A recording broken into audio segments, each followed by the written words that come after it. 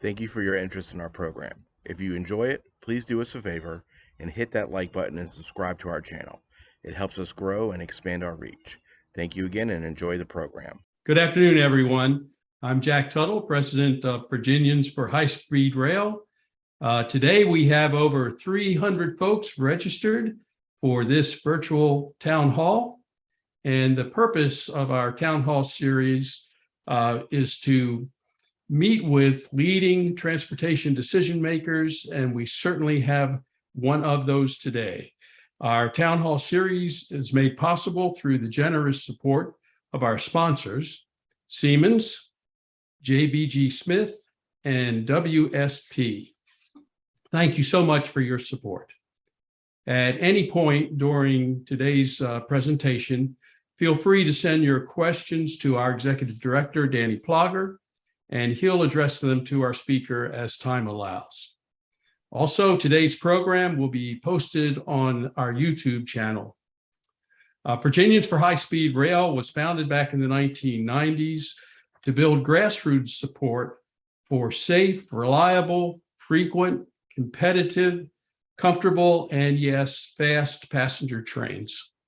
And working together with the private sector and with all levels of government, we have seen our Amtrak regional service doubled, including returning passenger service to Norfolk and to Roanoke for the first time in 40 years. And together, we've grown our Amtrak ridership by over 50% over the last 13 years. And we've created the first state-level passenger rail revenue stream with dedicated funding anywhere in the country. And together, we've brought over 400 miles of railroad corridor and 250 miles of rail trackage into public ownership here in Virginia. And also completed 4 major passenger rail expansion studies to guide the future. Our speaker today has had a big hand in all of these accomplishments. Jennifer Mitchell was appointed as Deputy Administrator of the Federal Railroad Administration in April of this year. She has over 25 years' experience in transportation policy and development. And of course, as you know, prior to joining FRA, she served for 8 years as Director of Virginia's Department of Rail and Public Transportation.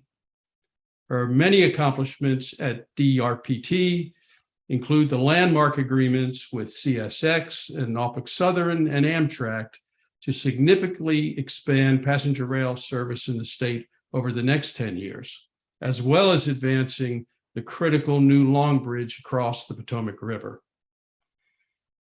Among her many honors, she has received our Rice Rail Renaissance Award in 2020. And it's my great pleasure to introduce our friend and our fearless leader, Jennifer Mitchell. So Jennifer, it's all yours.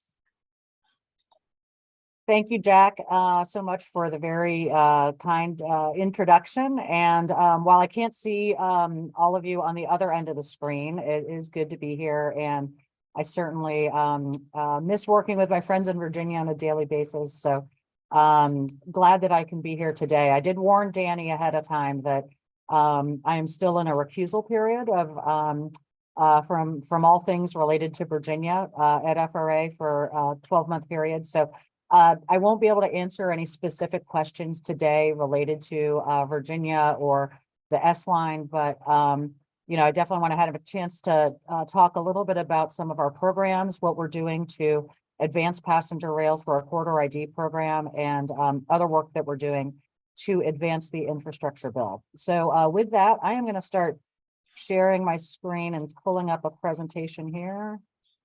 Let's see. Okay, hopefully you all can you all see that? Yes. Okay, great. I cannot, so there we go. Let's see.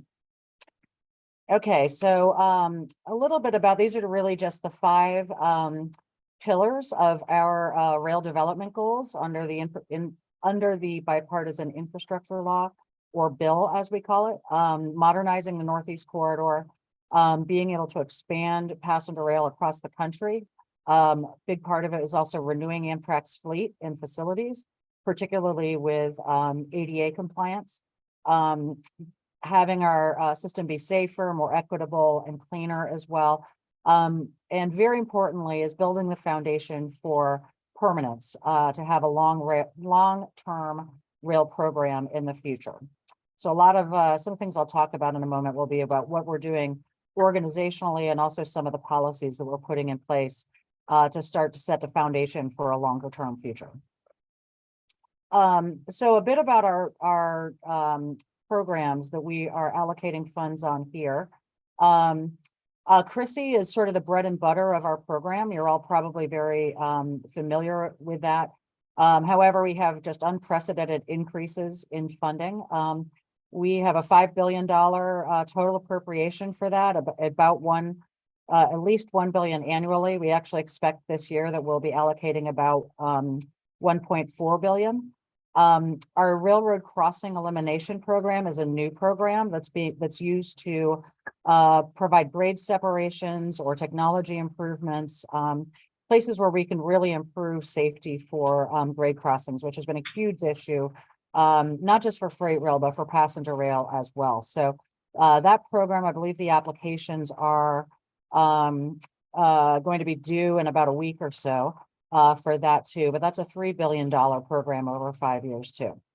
The federal state partnership program is our primary program for developing and advancing passenger rail projects across the country. There's a lot of big differences from the previous program that was authorized under the FAST Act. We have $36 billion that has been allocated, that plus some additional funds that may come available in additional appropriations in the future. One of the big changes here is that we can now invest in projects that are on privately owned right-of-way, which is important in a state like Virginia and others where passenger rail service is primarily carried on host railroads.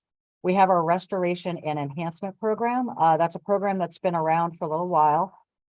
It is a smaller program with a limited number of potential slots in that, but that's a total of $250 million that we can use for providing operating support for service that is either new or being restored. We also have our Interstate Rail Compacts program, which is really designed to be a future, really move us towards future governance, to have a long-term stable governance structure for multi-state corridors. And that will be coming out, we expect, later this year. So again, our $66 billion in total funding is probably well known to many of you. We also have authorizations potentially of up to $36 million in additional appropriations. A little bit about the breakdown of those programs is below, including Amtrak's national system funding too, and the 5 programs that I mentioned earlier. So a little bit about how we are building the future of passenger rail. The first is really being able to develop a pipeline of projects. We're doing that through our corridor identification and development program, and also our Northeast Corridor project inventory for projects specifically in the Northeast Corridor. The next step is also being able to utilize our funding, new programs, both CRISI, which again has traditionally been more of a freight program, but we do have the opportunity to support passenger rail programs through that as well as other DOT programs that are agency-wide, such as RAISE, MEGA, and the Reconnecting Communities. And also building that framework for long-term permanence. I mentioned before the Interstate Compacts program, as well as the Corridor Identification and Development program, but also building organizational capacity with an FRA and state DOTs across the country as well. So as far as a calendar goes, we are sort of right in the middle of getting out our some of our major notices of funding opportunity. We did just announce awards for FY21 Federal State Partnership Program, again, focused on state of good repair projects. Our CRISI program was just recently announced for FY22. We expect that our notice of funding opportunity for the Fed State National Program, again, everything outside of the Northeast Corridor, will come out later in October. We expect to publish our Northeast Corridor inventory in November of this year, and then subsequently be able to publish the notice of funding opportunity for the Fed State Partnership Northeast Corridor side of the program. So I mentioned our corridor identification program earlier. This again is really designed to provide the framework for a future pipeline of projects that will then end up getting funded through subsequent cycles of our Fed State program. So that includes soliciting proposals, selecting corridors for development, then partnering with a corridor sponsor, whether that's a state or a collection of states, including a corridor project inventory, then using that inventory to help populate our pipeline of projects that again can also be funded in the future through our FRA financial assistance programs, primarily anticipated through our Fed State program. So this again is for everything outside of the Northeast Corridor for passenger rail. We are also working, as I mentioned, on our Northeast Corridor project inventory right now in partnerships with the Northeast Corridor Commission. We did publish some guidance or draft guidance earlier this year. We got a lot of very, very useful comments that we are now sifting through and in the process of reviewing and updating that guidance based on some of the feedback that we got, particularly about some of the criteria that should be used to prioritize projects. We have encouraged sponsors to submit a expression of interest in response to that request. We're also working very proactively with state DOTs and other potential corridor sponsors. We want to make sure that we get good applications and that we have the opportunity to work very closely with sponsors on important issues like phasing or various stages of project development or NEPA readiness before they actually begin to submit applications. I mentioned before the little bit about the timeline for our NOFO, but we did establish that corridor ID program on May 13th. That was a statutory deadline that we had. We do expect again to publish our notice of corridor solicitation and our funding opportunity under this program as well. And then there will be a congressional report that will be due to Congress in May of 2023. So a little bit about some of the awards that we've made recently. On the CRISI program, we did just select 46 projects in 32 states. You can see a map here with the geographic distribution of that. It was 368 million in total projects, with the majority of that having roughly a 50% funding share, which was a statutory preference under the old program as well. The federal state partnership awards that we just announced for FY21, as I mentioned before, the projects are under the FAST Act authorization, had to be located on publicly owned right-of-way, which meant a lot of these were located in the Northeast Corridor. The program under the FAST Act was also focused on state of good repair as well. Unlike the current authorization under bill, which expands the eligibility to include more passenger rail expansion and performance improvements as well. So our Fed State programs, these are the big ones coming up. The NOFO for this will be coming out late this month, along with the Northeast Corridor inventory following that. So as far as our federal state partnership goes, it has been significantly expanded. This is going to be the primary program that we'll be using to advance passenger rail projects across the country. It's broken into two pieces with both the Northeast Corridor and a national framework for that. For the corridor on the for the Northeast Corridor projects, it does require that we publish an inventory of projects. We're working through that right now.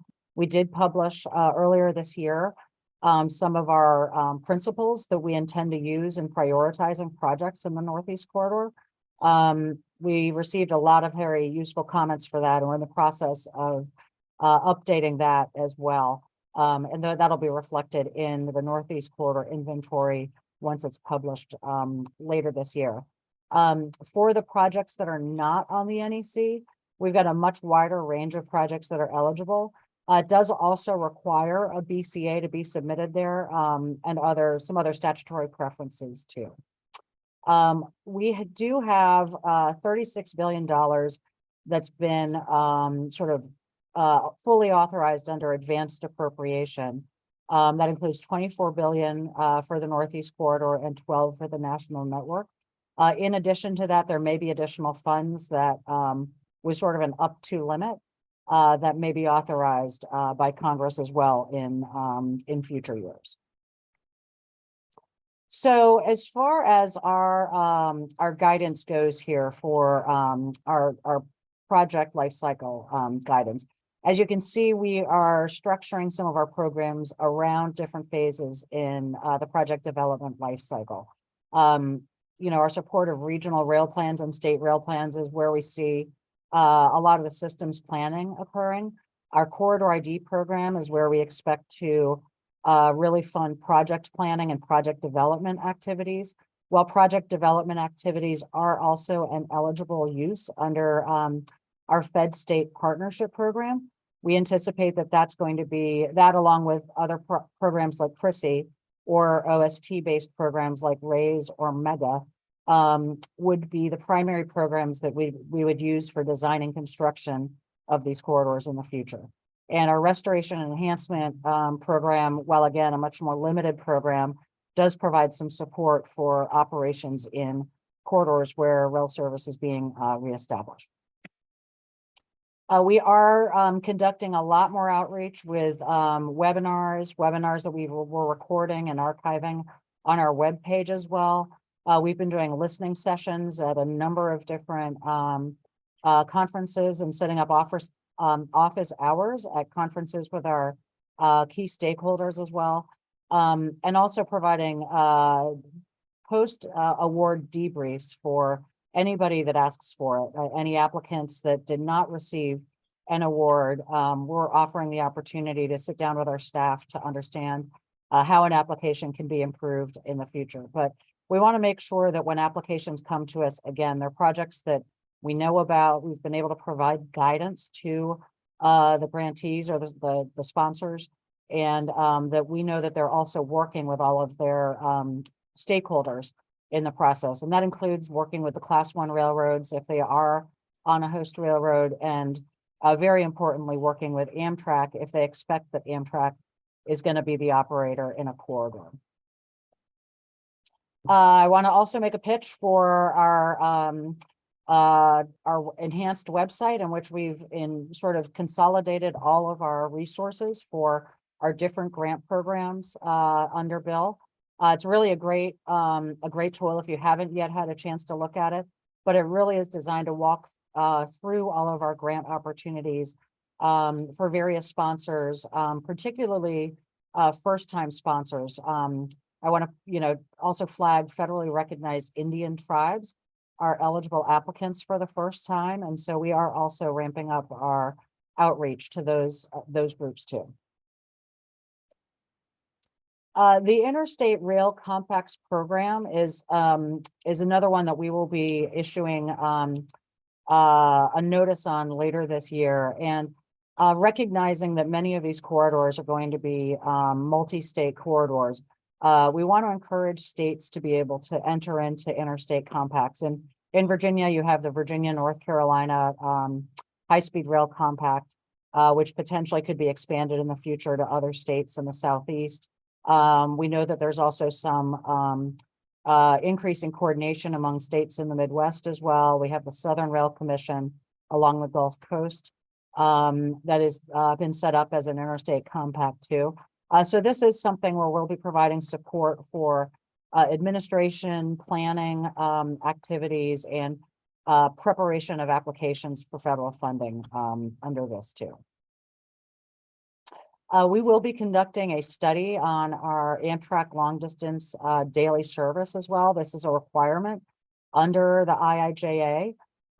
We'll be looking at routes specifically that were previously operational but have been discontinued, and whether any routes that are currently just a few days a week could be expanded into daily service as well. We do expect that one outcome of this will be a more enhanced vision for long distance service nationally, as well as identifying any financial requirements, cost estimates, and next steps in project development that would be needed to move forward any long distance routes. I do want to flag, I know we've been talking primarily about passenger rail, but we do a lot of work with our freight rail partners as well. There has been a very great focus on supply chain issues. We support the White House's supply chain task force. The president has appointed an envoy whose name is General Stephen Lyons as the White House supply chain envoy. He has been coordinating our resources within USDOT. FRA is taking a very active role in supporting those activities, particularly looking at how we can better support transport from some of the major West Coast ports. As you know, there's a lot of congestion out in LA, Long Beach right now. Some of that congestion is now shifting to the East Coast. So we've been working very closely in collaboration with other parts of DOT to support those efforts as well. In addition to that, there's a number of other projects or programs that we have that really can be used to focus on freight improvements. We're going to be looking increasingly at projects that have supply chain benefits and how we can better quantify supply chain benefits as part of those programs as well. That includes not just the CRISI program, but infra, RAISE. In our last several years, we've awarded some pretty big grants that you can see here for projects that are going to have significant freight rail benefits as well. A lot of different programs at the national level. We at FRA directly support OST in the selection of projects and the administration of projects that do get awarded under these programs. The big one is MEGA is the one that everyone's probably very familiar with $5 billion. In addition to that, the RAISE program, we just awarded RAISE grants, which included a number of rail projects. Our infra program too, slightly smaller grant amounts under the more recent awards, but we've been able to use that to support several freight rail projects. I did want to flag as well our rural surface transportation program. A lot has been made of supporting more rural highway projects, but these are projects that can also be used to support rail projects as well in rural areas, particularly where they support rural economic development.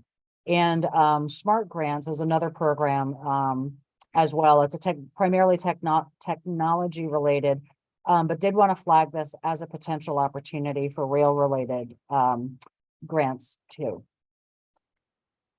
The Reconnecting Communities pilot program, applications are due next week, so coming up pretty quickly, but there will be future annual authorizations of this as well. But there's been a lot of discussion, particularly around the impact of interstate highways on communities, where they've divided communities as they were developed, and where there may be opportunities to address those connections.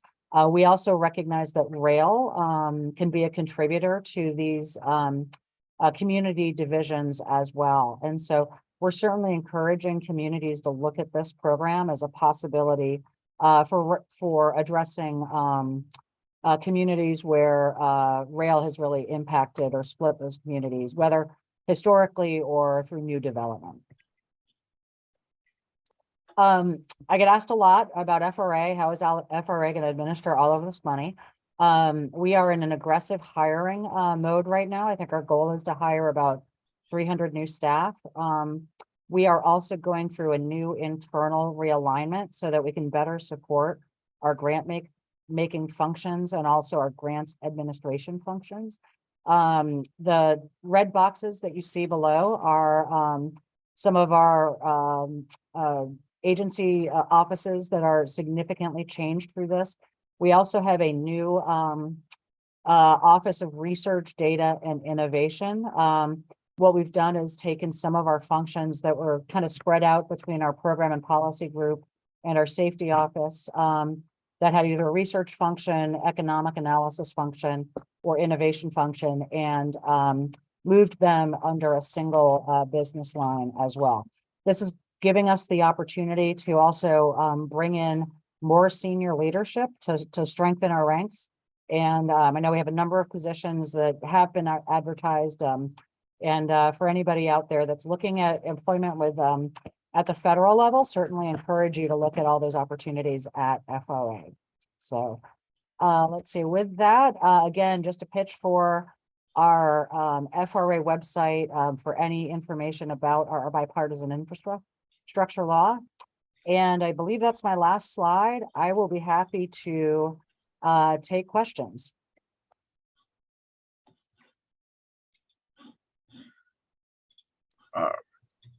Excellent. Thank you, Jennifer. I think the first question is, having gone through the American Recovery and Reinvestment Act, what has been learned, I guess, from the FRA level? I mean, that was a kind of forward-thinking program. We're very excited, obviously, from the advocacy community about everything in the Infrastructure Act, but it almost feels like deja vu a little bit. And I know you all have a great staff. I think that the staffing up is incredible. What lessons have been learned from that first go at it a few years ago? Yeah, I mean, clearly there were some challenges in getting funding out the door and commitments made, particularly with some states that sort of turned back some money related to projects, and we are working pretty actively in a bipartisan way with states to make sure that there is a full commitment. That is one thing we've learned, is that we need to make sure there is a significant level of political commitment across congressional delegation, their administrations as well. And so far we've seen that there's a great interest in all of these programs, and they see opportunities for that. I think also the partnership with the freight railroads is very important too. That was a big challenge in the previous ARA stage, especially where FRA was using quarter outcomes as agreements as a tool for ensuring the benefits of these projects. We are taking a bit of a different tack this time. We are asking our grantees to make sure that they have and to demonstrate that they've got agreement from the host railroads for service in some of these corridors. Doesn't necessarily need to be a fully executed binding agreement at the time of an application, but at least that they've got an affirmation of support from the freight railroads as well. So definitely something that we learned in terms of lessons learned out of ARA. I would say as well that that's helping inform our organizational design too, is making sure that we can, staff up adequately for all the administration of these funds too. Excellent. And the IIJA kind of came a little bit, had a longer lead time than ARA did. That was kind of just dropped on the FRA. So there's a lot of new things. Kind of building off of that, studies kind of show, and this is one of the questions in the chat box, that American passenger rail capital costs are significantly higher than other places around the world. And we've seen that with tunneling and some other things as well, not just rail, but transportation in general. From the FRA perspective, what are they doing? What are you all doing to kind of address to make sure that our dollars are going as far as possible in these investments? Yeah, I mean, no doubt it's there's a lot that has been written and studied about the difference in cost related to rail project development in the US compared to other countries. And I think the reasons for that are multifaceted. They range from, environmental requirements, labor requirements, just long lead times associated with projects in the US. And there's good reasons for a lot of those as well. But it's, we're paying attention, obviously, to inflationary impacts right now. We've heard loud and clear from states and from transit agencies and Amtrak that there's a lot of concern about inflationary effects. We are, so as we're working with applicants, particularly as they're moving into the design and construction phase, we will be conducting risk assessments. Very similar to how FTA works with project sponsors on risk assessments as well, making sure that adequate levels of contingency are included, and as well as the scopes being well defined and schedules being realistic. So it is something that we're certainly paying attention to in this environment. Excellent, thank you. And you touched on this a little bit, but what is the role of FRA in prioritizing game changer projects? And there's a lot of them around, especially on our friends in the West Coast and some here on the East Coast. These big projects that will make a huge difference. Yeah, it's always an issue of discussion is, how much of our research should be focused on, these kind of big game changing or cathedral type projects compared to spreading the funding around. The good news is I think we have adequate funding levels to do both. We have some tools now that we can use that we didn't have in the past, where we can enter into multi-year funding commitments or issue letters of intent as well for projects that are early and still in the project development phases, but we expect to be able to move into design and construction in a 5-year period. So that's one thing that we do intend to use those tools to be able to advance some of these bigger projects. We want to make sure that we see projects get fully funded as well. Obviously, making sure that sponsors have their non-federal match lined up is really, really important to readiness. But we also want to make sure that we can offer funds. A lot of our funds in the Fed state program can go up to an 80% federal match. Doesn't mean that we will go up to a federal match because of that high, because we want to be able to make sure that we spread our resources around. But those are all tools that we'll be using to try to make sure that some of these big game changer corridors are able to really move forward. And kind of building off the news of a couple of weeks ago with the potential freight rail shutdown. One of the questions we got was that the Class 1 rail industry has been kind of characterized in recent years as downsizing and disinvesting to try to get the most bang out of the most reduced capacity possible. What can grassroots groups and the general public do to support FRA and rectify this imbalance? A lot has been written, discussed about some of the industry changes that on an operational side that the Class 1 railroads primarily have been making that have really had an impact on labor, and I think it's pretty well documented actually. And many I've seen a Class 1 CEO even quoted saying that they have not been able to hire back the labor that they cut during the pandemic, and that has been increasingly a challenge is workforce issues. I think we're starting to see a lot more momentum at the Surface Transportation Board, which really has more of a role in regulating service issues at the freight level, particularly complaints that we've seen at the STB out of shippers that have been concerned about the inadequacy of rail service. So FRA doesn't have a direct role in that. That really is more of an STB item. But as we've been, working on supply chain issues and working with the class ones, working with some of the other freight partners in the supply chain as well, we're really trying to find ways that we can help support workforce development initiatives. It's tough to say sort of what the role of just kind of the public and advocacy organizations are there, except there's always opportunities to really comment on what's happening at the Surface Transportation Board and really to pay attention to what's happening there as well. Excellent. And you mentioned the expansion on data and information, and that's something that I absolutely love.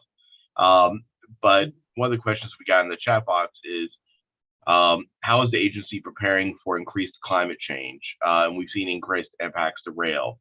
And I asked that question, connect those two in the context of one thing that always kind of seems to be lacking in the rail industry is good data, especially on the passenger rail side, and tracking the trends and the impacts.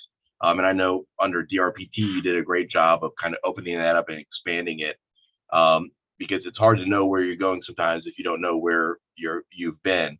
But how is data gathering with the climate change, and how are y'all looking at that issue from the rail perspective? Sure, we have a very aggressive group within the Secretary's office that's also leading agency-wide issues related to resilience, climate change, and how all the modes kind of collectively are working towards that.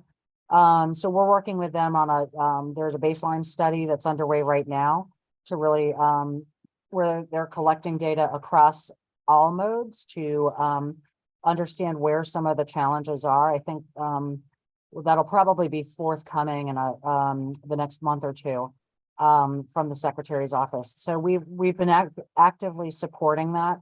It is something as well that we do want to see in our grant applications and also in our freight rail plans, the statewide plans that we see.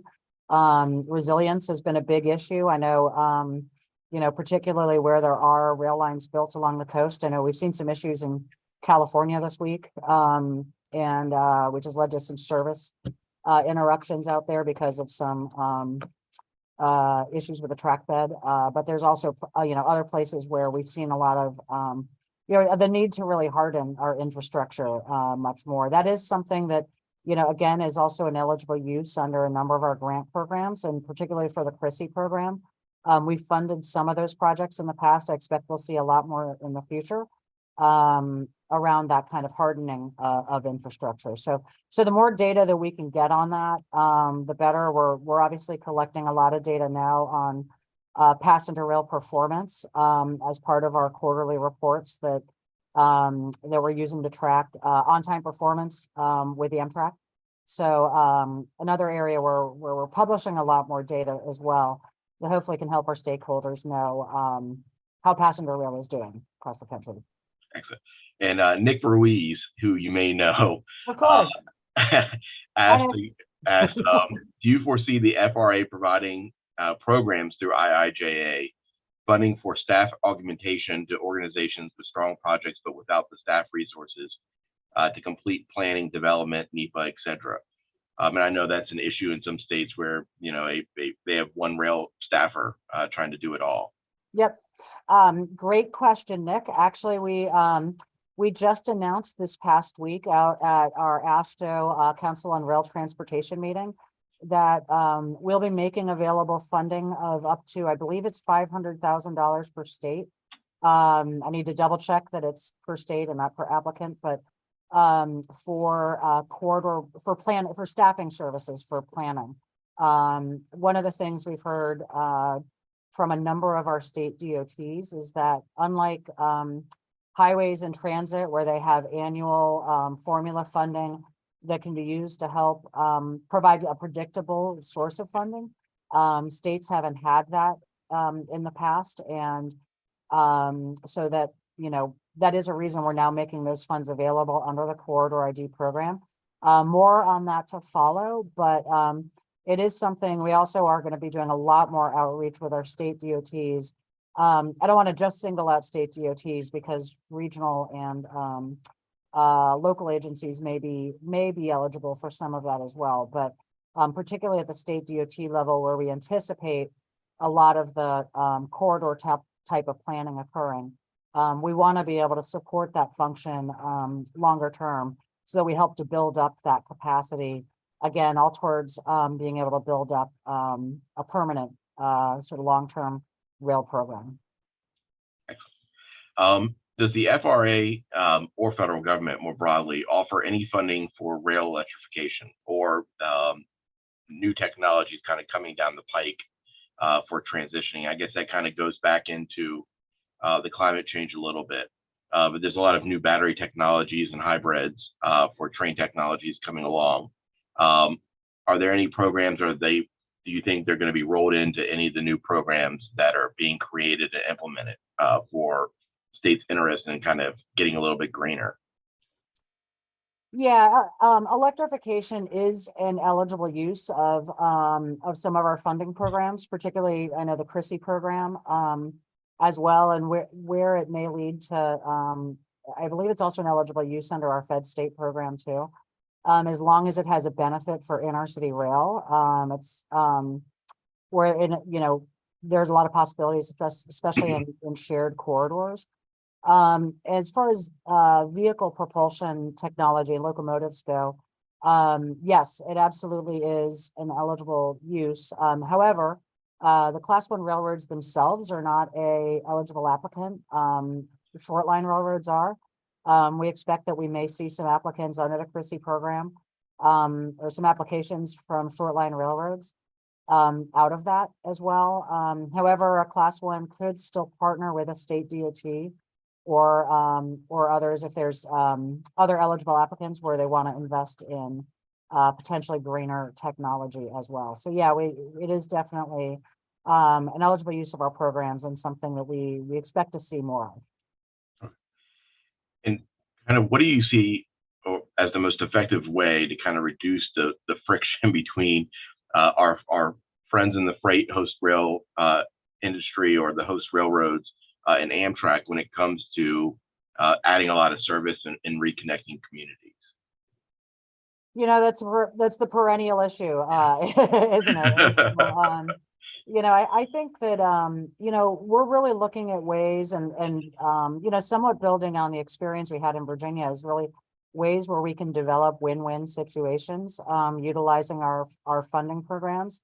We've been doing a lot of outreach with our Class 1 railroads as well to to be able to identify where there are some opportunities to expand passenger rail, but also be able to create freight benefits too. Recognizing that shared benefit projects are a good thing. We are going to be prioritizing in CRISI projects that have a shared passenger and freight benefit. And so, we want to continue to provide incentives to our Class 1 partners to look at ways for just overall capacity expansion that will also have a benefit for passenger rail. And that may be not just an increased service, but also improved performance for passenger rail too. So again, it's, at FRA, we also have a, safety regulatory role, which is always a little bit, we have to be careful about treading both sides of the sort of regulatory framework with our Class 1 railroads. But again, we're hoping to be able to use our programs through Bill. And we're getting a lot of good feedback from the Class 1 railroads and where they see opportunities for federal funding to help improve their freight operations, where they have major bottlenecks, where there's supply chain issues as well. And again, we're hoping to be able to translate that into improved passenger service too. Okay. And the last question, North Carolina has done a great job of providing Amtrak service to major college towns and larger cities. will there be any kind of federal funding, or is there a pot that fits in there to reconnect higher education communities, especially for a demographic that here in Virginia, I think 26% of Virginians between the ages of 16 and 35 don't have a driver's license. And so how do you attract and keep these folks in our communities? And they love rail. Yeah, no, those are all things that, you know, we'll be looking at in our corridor ID program, and you know, asking and looking for applicants to flag as well as when they're identifying programs, is the types of activity centers that'll contribute to ridership. Universities is clearly a good one. You know, we were very excited in Virginia to be able to expand rail to Christiansburg, and I know that is still marching forward at VPRA. So yeah, definitely, it's something that you know, as we're seeing applications coming in, or request or expressions of interest through our corridor ID program. They're not going to be called out specifically just for higher ed, but that'll be something that we'll be looking at in how well some of those corridors do connect major activity centers. Okay, excellent. And thank you again for spending time with us today and having a conversation and educating everybody. How can the general public help FRA and the expansion and support of this really kind of historic investment in rail? You know, I think the more that, first of all, our congressional delegation can hear from members of the public, first of all, to thank them for their support of the infrastructure bill, and to, you know, encourage them to continue supporting additional appropriations for federal funding.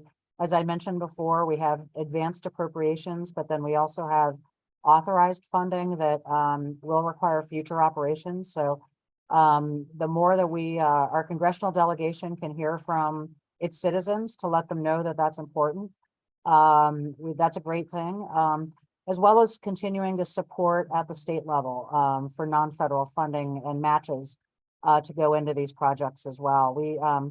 We're very lucky in Virginia to have great support from our governors. It's not always the case in every state, I'm finding, but the more I think that members of the public can continue to reinforce that at the their legislative level or community level is always really, really helpful to keeping these projects moving. Absolutely. Thank you. And thank you again, Jennifer. I greatly appreciate you spending time with Virginians for Rail and all our supporters. And I have a little bit, I want to share a couple of slides before we go today. Jennifer mentioned the state rail plans. Virginia State Rail Plan for 2022 is currently underway. It's now live and it includes 4 and 20-year rail program horizons. Please review the draft plan and submit your public comments. We created a easy redirect that will take you right to the plan online at vhsr.com/VA Rail Plan 2022. This is only done every 4 years, so this is a great opportunity to get your voice heard for a plan that will have a potential to direct funding here in the Commonwealth of Virginia. So please participate and get active, and don't forget to register for our next town hall, the third one on November 1st at 1 p.m. Featuring DJ Stradler and Rich Dalton with the Virginia Passenger Rail Authority and Virginia Railway Express. This is a great town hall, and we'll send the links out to everybody a little bit later. And thank you again to JBG Smith, Siemens, and WSP for their tremendous support. And thank you all for joining us. We had well over 300 folks registered today. So we greatly appreciate everyone joining us and getting involved. And I hope everybody has a great Tuesday. Thank you again. Bye. Thanks.